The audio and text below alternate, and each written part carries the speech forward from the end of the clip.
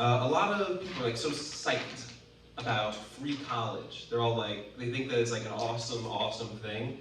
Because like, okay, cool idea, like dismantle the educational and economic hurdles to higher education and propel our youth into the academic, technological elite of the world. Sounds great, right? If only it worked like that in real life. You know, I should know. I went to a free college. I went to donkey college. What classes did I take? What was my major? Not at donkey college. There's no classes, no majors, no graduate programs. Not at donkey college. There's only the donkey. How does donkey college work? Simple. I stand before a donkey, and for 4 years I contemplate it. I stare at it, I touch it, I sleep beside it, I eat with it, I bathe with it, I shit with it.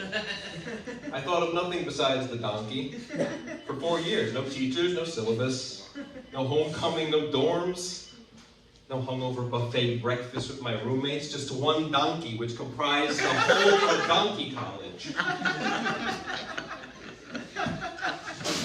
The ways its eyes just kind of roll around in their sockets. Like the olive in a martini glass your mom takes paddleboarding with her. The way its ears are constantly moving, like two hairy elves perpetually cleaning up before company arrives. The way it tucks its foreleg under its enormous donkey head when it sleeps like someone stowing a saxophone under their bed before skipping town to avoid arrest. That's all that's left in my brain, is the donkey and what the donkey has taught me. I didn't have an RA. Didn't have a provost, didn't have an academic advisor, I didn't have any of that. There's only the donkey. In 4 years, people tend to change a lot. Habits morph, attitudes are cultivated, new memories made, friends forgotten.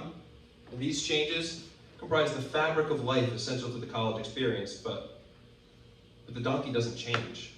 Donkeys never change. They don't evolve, they don't grow, they have no culture, and they don't learn from their parents. They don't build on what they've been given. I watched the donkey live the same day, every day, for 4 years. Studying, watching. The only change in the donkey is when there was a thunderstorm. When it displayed the emotion, which I call donkey during thunderstorm. It's like fear. It's like panic, but the words fear or panic don't really express the peculiar donkey phenomenon with which I became acutely familiar.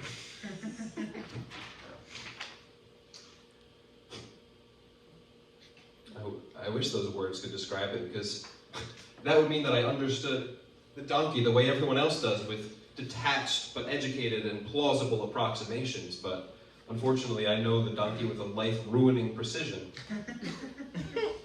It's been hard to find a job after donkey college. After extreme revision, I've refined my resume to only mention the word donkey 175 times. I can do basic arithmetic if I visualize the numbers as little turds dropping out of the donkey.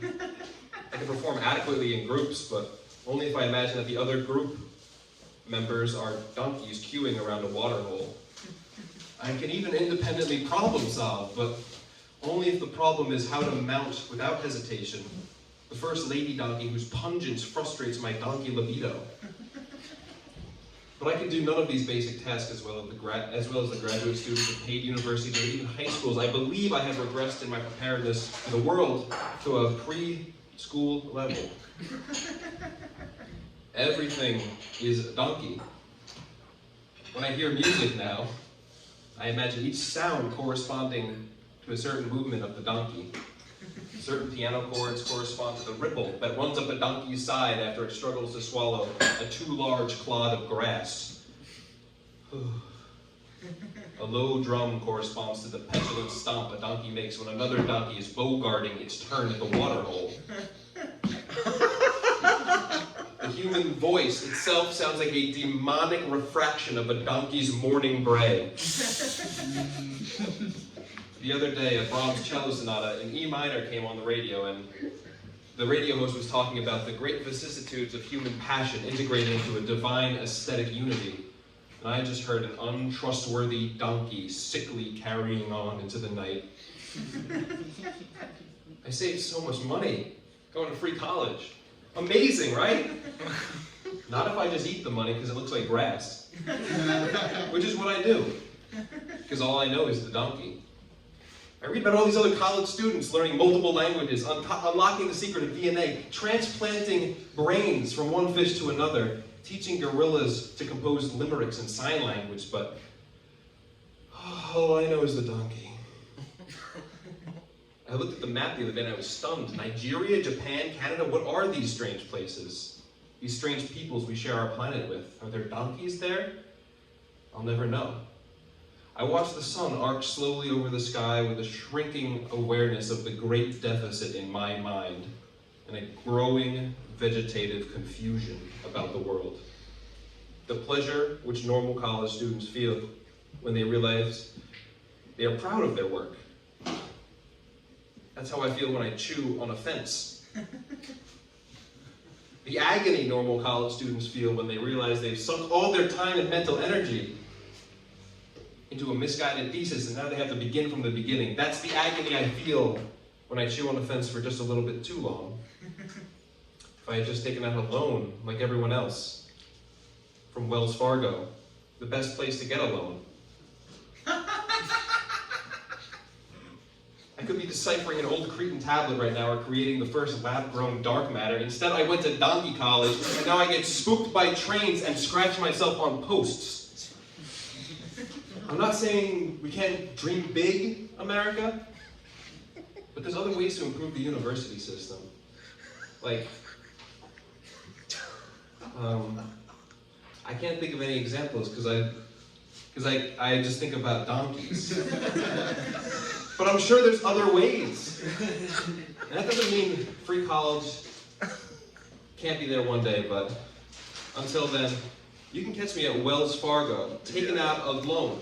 One of the lowest interest rates you can get on home loans, student loans, and other car loans. Great service, amazing service from Wells Fargo. It's gonna blow your mind. I'm heading down there right now. I love my teller. She's so sassy.